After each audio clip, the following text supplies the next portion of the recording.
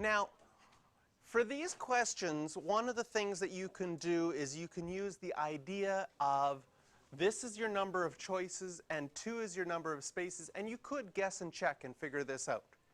So if I had 2 spaces and they had to equal 56, what numbers are there?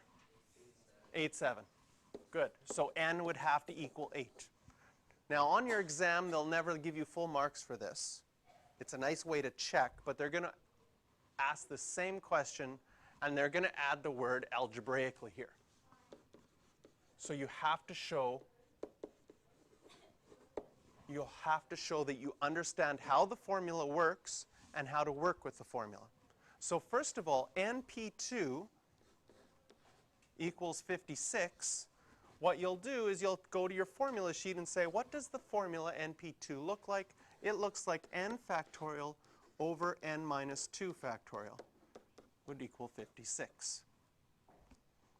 Now you're going to ask yourself, which is bigger, n or n minus 2? N. So we always expand the bigger one. And if I expand the bigger one, it'll be, whoa, that was fancy. OK.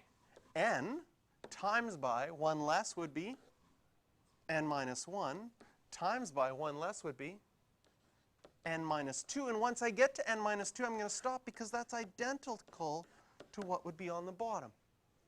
So I can write a factorial after the n minus 2 saying that that one would have to keep on going. And since that's the same as the one on the bottom, these are going to cancel out. And it's equal to 56. So now I've got n times n minus 1 will be n squared minus n equals 56. How do I solve an equation like this? Make it equal to 0. And then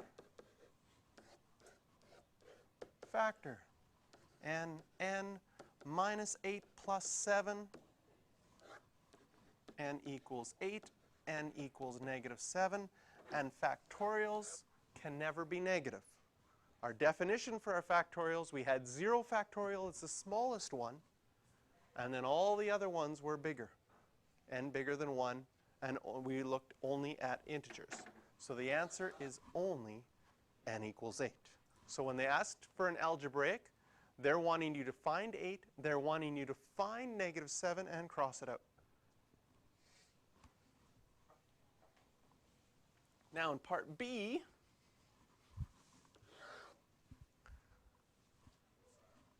part B would not be one that is solved algebraically. Part B would be one. This is going to be hard to understand, but there's going to be some where you're going to have to use logic and guess and check to figure this out.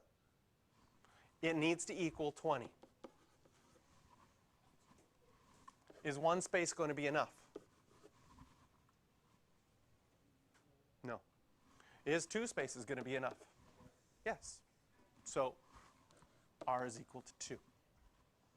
That's all you'd have to do for B. B wouldn't be one that they would say solve for algebraically. Because if we put it into the formula, 5 factorial over 5 minus r factorial equals 20, there's nothing you can do with that.